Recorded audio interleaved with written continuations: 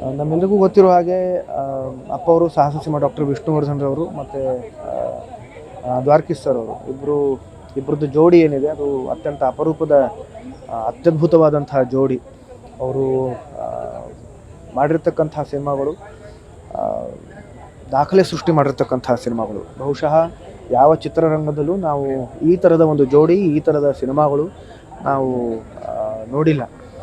ಈ ಒಂದಿಷ್ಟು ವರ್ಷ ಅವರ ಮಧ್ಯೆ ಗ್ಯಾಪ್ ಆಗೋಯಿತು, ಮನಸ್ತಾಪ ಬಂತು, ಅದು ಎಲ್ರಿಗೂ ಗೊತ್ತಿರೋ ವಿಷಯ. ವೈಯಕ್ತಿಕವಾಗಿ ನಾನು ಹೇಳೋದಾದರೆ ಅದು ಹಾಗಾಗಿರೋದ್ರಿಂದ ಇಡೀ ಚಿತ್ರರಂಗಕ್ಕೆ ಅದೊಂದು ದೊಡ್ಡ ನಷ್ಟ ಆಯಿತು.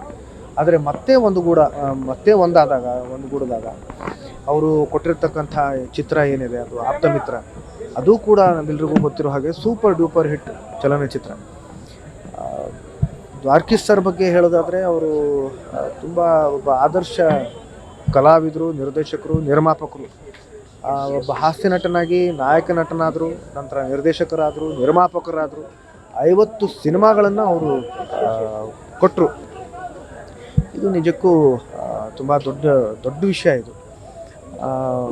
ಇದು ಮಾದರಿ. ಅಮ್ಮವ್ರ ಜೊತೆಲೂ ಅವ್ರು ಕೆಲಸ ಮಾಡಿದ್ದಾರೆ, ನನಗೂ ಅವ್ರ ಜೊತೆಲಿ ಕೆಲಸ ಮಾಡೋದಕ್ಕೆ ಅವಕಾಶ ಸಿಕ್ತು ಚಿಟ್ಟೆ ಸಿನಿಮಾದಲ್ಲಿ.